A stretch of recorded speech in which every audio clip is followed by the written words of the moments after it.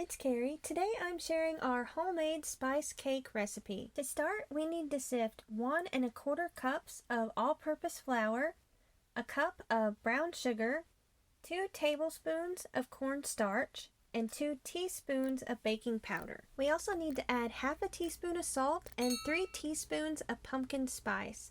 I made a video showing how I make mine homemade. I'll leave a link to that if you'd like to check that out. And then we need to sift all of this. Whenever you have flour and you add cornstarch to it and sift it, it makes it like cake flour and your cake will turn out nice and fluffy. This fits perfectly in a quart-sized jar, and you can pre-make it and have it sit on your shelf, or it also makes a great gift in a jar. On my blog, I'll have the printable labels, and we printed ours at 80% scale, and that worked great for our jar. To our bowl, we're going to add a stick of butter, and we're going to cream that.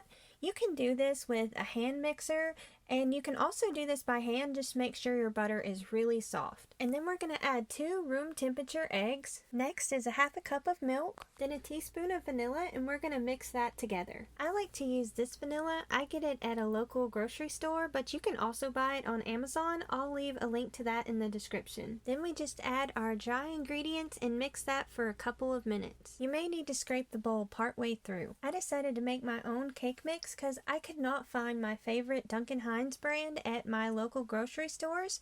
So I made this, and I like this even better. You can adjust the pumpkin spice to whatever you like. I like mine a lot stronger, so that's what I put in here. If you like it a little less, maybe don't add as much. But I was really impressed with how well this turned out, and it smelled so good when it was baking. The flavor of this cake is so much better than box mix, and it also tasted really fresh and not kind of that artificial flavor that they can sometimes have. Now we just need to butter our pan, and a good trick to not waste anything is just to use the butter wrapper, and that will grease your pan really good. Then we just pour the batter in the pan, spreading it as evenly as possible, and I like to tap mine on the counter to try and get as many air bubbles out as we can. Then we're going to bake it in the oven at 300 degrees for 20 minutes. Your baking times may vary depending on the appliance that you're using. Now it's all done. A good way to test is to stick a toothpick in the center of the cake.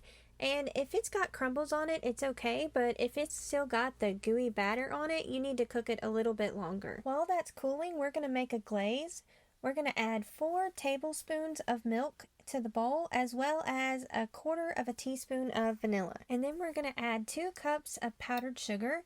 You may have to adjust by adding more or less powdered sugar or milk to get the consistency that you like. Once the cake has completely cooled, just add the glaze to the top. The recipe, as well as the link to my blog that has the printable recipe and also the labels, will be in the description below.